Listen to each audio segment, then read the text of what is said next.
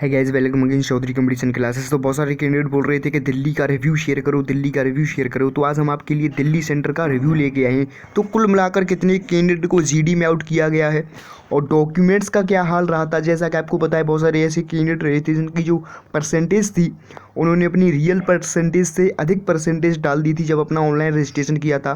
तो उन्होंने सोचा था कि हमारा इसमें आ जाएगा और हम आराम से अपना पेपर देकर चले आएंगे। तो ऐसा कुछ हुआ नहीं है। शॉर्ट लिस्टेड तो किए गए हैं, लेकिन इंडियन एयरफोर्स द्वारा जब डॉक्यूमेंट्स वेरिफिकेशन किया जाता है तो आपकी जो रियल परसेंटेज है और जब आपने रजिस्ट्रेशन किया था दोनों परसेंटेज डिसमैच होती है तो आपको तुरंत वहाँ से भगा दिया जाता है। तो एसआरटी का क्या हाल रहा, रिटेन एग्जाम किस प्रकार का आया है, तो ये सब कुछ जितने भी आपके डाउट आई थिंक क्लियर हो जाएंगे। तो आइए चलते हैं।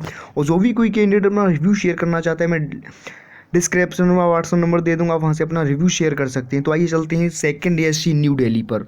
तो आप यहाँ से देख सकते हैं यस्टरडे जो मिडिल में लिखा हुआ है। जब मैंने इनसे पूछा आज आपकी रैली की भर्ती थी क्या, तो उन्होंने बोला हाँ sir, recommended in merit second rank. तो इन्होंने बोला है सेलेक्टेड किए गए हैं। तो सबसे पहले इनको कॉन्ग्रेचुलेसन जिन्होंने इतनी मेहनत की और अपना देखा जाए तो जो रिटेन एग्ज़ाम है, पीएफटी है, आपका देखा जाए तो एसआरटी जीडी सब कुछ क्लियर कर लिया। उनका मेडिकल बचा है और उसके पश्चात इनकी पीएसएल आने वाली है। तो आई थिंक ये भी इसमें अपना स्थान श्योर बना पाएंगे। जो मेडिकल है उसको भी क्लियर कर जाएंगे। तो आप यहाँ से देख सकते हैं top scorer written paper 68 out of 70। तो कुल मिलाकर इनके जब कॉन्फिडेंस का बहुत ही हाई लेवल दिखाई दे रहा था। उन्होंने बोला कि 68 अटैम्प्ट किए और आई थिंक सभी यह राइट ही थे।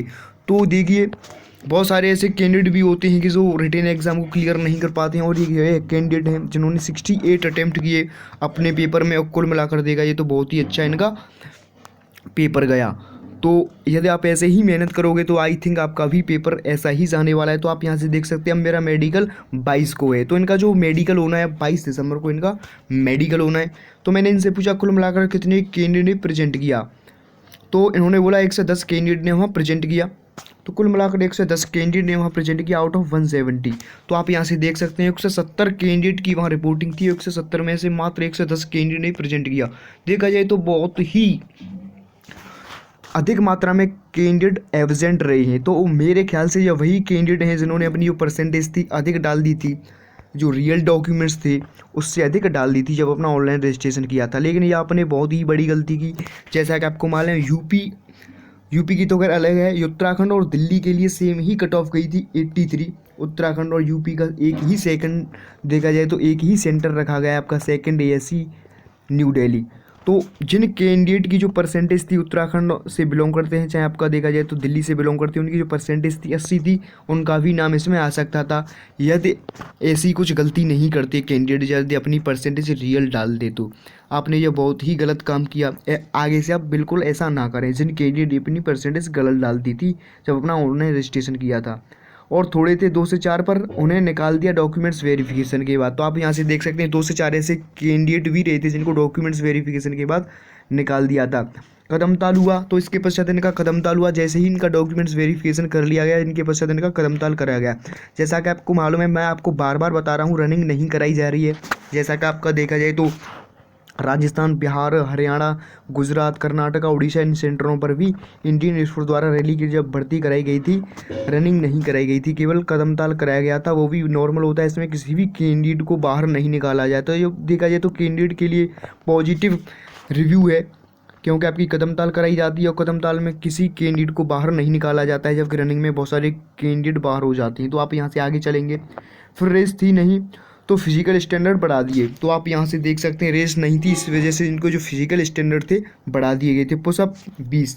तो जैसा कि इंडियन एयरफोर्स की जो एडवर्टाइजमेंट दिया गया होता है उसमें जो पुशअप होते हैं 10 लिखे गए होते हैं, लेकिन उन्होंने बताया कि देखा जाए तो इन्होंने पुशअप जो बताए हैं 20 पुशअप बताए हैं। क्रंचर्स देखा जाए तो आपका 30 और उसके बाद आपका देखा जाए तो सिटअप 30। तो आपका क्रंच लगवाई गई 30 और उसके पश्चात आपका सिटअप देखा जाए तो 30 ही लगवाई गई। तो ऐसा पहली बार रिव्यू देखने को मिला है कि आपका पुशअप में 20 लगवाए गए हों। तो 20 लगवाए गए हैं, जब आपकी 10 लगवाई जाती हैं तो केवल आपकी रनिंग नहीं हुई थी, इस वजह से आपका जो प्रोसेस होता है पीएफटी का उसमें यह इंक्रीज कर दिया। बहुत ही नॉर्मल अर्थात बहुत ही ईजी आया था। According to me I secured first rank with 68 out of 70। तो इन्होंने बताया है कि इन्होंने कुल मिलाकर 68 क्वेश्चन किए थे और इनके ख्याल में सभी क्वेश्चन राइट थे और इन्होंने फर्स्ट रैंक प्राप्त की होगी वहाँ पर। तो इनको फिर से कॉन्ग्रेचुलेसन। देखिए इन्होंने 68 अटैम्प्ट किए और इनके ख्याल में सभी सही थे। तो आगे चलते हैं।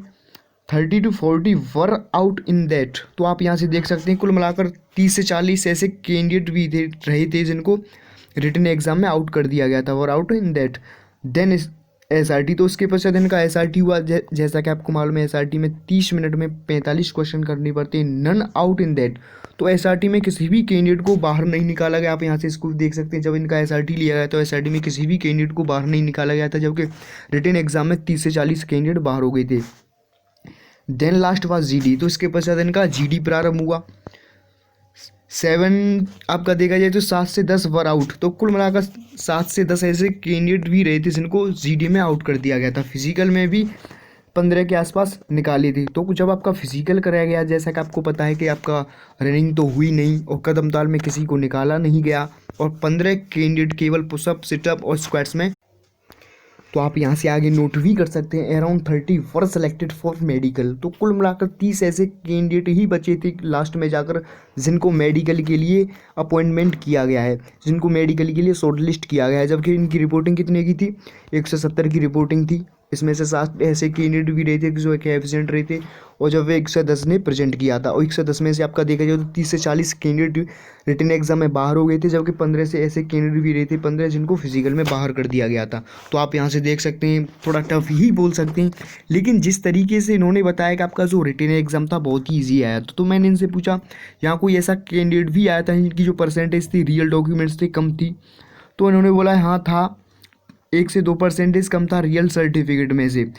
तो दे वर सेंट आउट। तो उनको वहाँ से आउट कर दिया गया। तो आप यहाँ से देख सकते हैं इनके लिए ये बहुत ही नेगेटिव वाली बात है। ऐसे कैंडिडेट भी रहते हैं जिन्होंने पहले तो रिपोर्टिंग ही नहीं कर रहे हैं, जब रिपोर्टिंग कर रहे हैं तो उनको वहाँ से भगा दिया जा रहा है। तो आपको देखा जाए तो बहुत ही बड़ा नुकसान करवाया है इन कैंडिडेट ने अपना फेक परसेंटेज डालकर। उन कैंडिडेट जो कैंडिडेट वास्तव में मेहनत करना चाहते थे, और हो सकता है आपका 80% थी जिनकी 12th में उनका भी इसमें नाम आ सकता था, लेकिन इनकी वजह से इनका नाम नहीं आ पाया। तो आगे चलते हैं, ये तो खैर बाद की बात है। तो मैंने इनसे पूछा आपका, तो यहाँ से आप देख पाएंगे याद है सारा, ऑलमोस्ट आई गॉट 68। तो याद ही है सारा। तो आप यहाँ से देख सकते हैं इन कैंडिडेट ने 68 अटैम्प्ट किए थे। इनका देखिए कॉन्फिडेंस कितना है, इन्होंने बहुत ही अच्छी तरीके से बताया। इन्होंने कुल मिलाकर 68 अटैम्प्ट किए थे और सभी आई थिंक इनके राइट ही थे। तो कुल मिलाकर इन्होंने बताया कि आपका जो डॉक्यूमेंट्स जब वेरिफिकेशन हुआ था तो उसमें 2 से 4 ऐसे कैंडिडेट भी रहे थे जिनकी फेक परसेंटेज थी, उनको वहाँ से निकाल दिया गया था, आउट कर दिया गया था। अच्छा, आप वहाँ से कितने बजे फ्री हुए? मैंने जब इनसे पूछा तो उन्होंने बोला 6 से 7 बजे। तो यह 6 से 7 बजे फ्री हो गए थे शाम को, आप यहाँ से देख भी सकते हैं। मैंने इनसे GD टॉपिक पूछा तो उन्होंने बोला इनका जो GD टॉपिक था वह फायर क्रैकर्स था। तो मैंने इनके GD टॉपिक में पूछा आप किस GD टॉपिक में कुल मिलाकर कितने कैंडिडेट आउट हुए थे और कितने कैंडिडेट थे? तो इन्होंने बोला 12+ थे, 2 या फिर 3 ग्रुप थे। तो आपको पता है 2 से 3 ग्रुप ही बचे थे, क्योंकि ऑलमोस्ट जितने भी कैंडिडेट थे, कोई SRT में, तो कोई आपका देखा जाए तो रिटन एग्जाम में, कोई PFT में, कोई फेक परसेंटेज में आउट ही हो गया। तो कुल मिलाकर 2 से 3 ही ग्रुप बन पाए थे 11 दिसंबर को। मेरे group was headed by the most head officer, और मेरे ग्रुप से no one was out as I managed it quite well. तो आप यहाँ से देख सकते हैं इनके ग्रुप से किसी भी कैंडिडेट को बाहर नहीं निकाला गया था, और इन्होंने अपने ग्रुप को बहुत ही अच्छी तरीके से मैनेज किया। तो कुल मिलाकर 7 से 8 ऐसे कैंडिडेट रहे थे जो कि GD में आउट हो गए थे, लेकिन इनके ग्रुप से किसी भी कैंडिडेट को बाहर नहीं निकाला गया था, जबकि 12+ कैंडिडेट इनके ग्रुप में रखे गए थे। तो कुल मिलाकर देखा जाए तो इनका NDA का रिटन एग्ज़ाम निकल चुका है और यह अपने SSB की तैयारी कर रहे हैं, तो इस वजह से थोड़ा यह बिजी है। तो जैसे ही अब फ्री हो जाएंगे तो कुल मिलाकर जैसे क्वेश्चन भेज देंगे मैं आपके सामने उनको लेकर फिर से लौटूंगा। तो जो भी कोई कैंडिडेट इस चैनल पर पहली बार विजिट कर रहा है, चैनल को सब्सक्राइब कर ले। सब्सक्राइब करने के साथ साथ बेल आइकन भी दबा ले, जैसे कि मेरी आने वाली वीडियो का नोटिफिकेशन आपको समय में प्राप्त हो जाए। वैसे मैं अपना डिस्क्रिप्शन में अपना व्हाट्सएप नंबर दे दूँगा, वहाँ से अपना रिव्यू शेयर कर सकते हो। और जो भी ये क्वेश्चन मुझको प्रोवाइड कराएंगे उनको मैं अपने टेलीग्राम चैनल पर डाल दूंगा। टेलीग्राम चैनल का लिंक भी मैं डिस्क्रिप्शन में डाल दूंगा। वैसे भी आप टेलीग्राम पर जाकर सर्च कर सकते हो, सेम ही है नाम देखा जाए तो चौधरी कंपटीशन क्लासेस। जब सेव सर्च करोगे तो आपके सामने मेरा चैनल ओपन हो जाएगा, तो आप वहां पर जाकर विजिट कर सकते हो, उसमें ज्वाइन हो सकते हो। वहीं पर अब जब ये क्वेश्चन प्रोवाइड करा देंगे तो मैं इनको वहाँ डाल दूंगा PDF के रूप में। तो थैंक्स।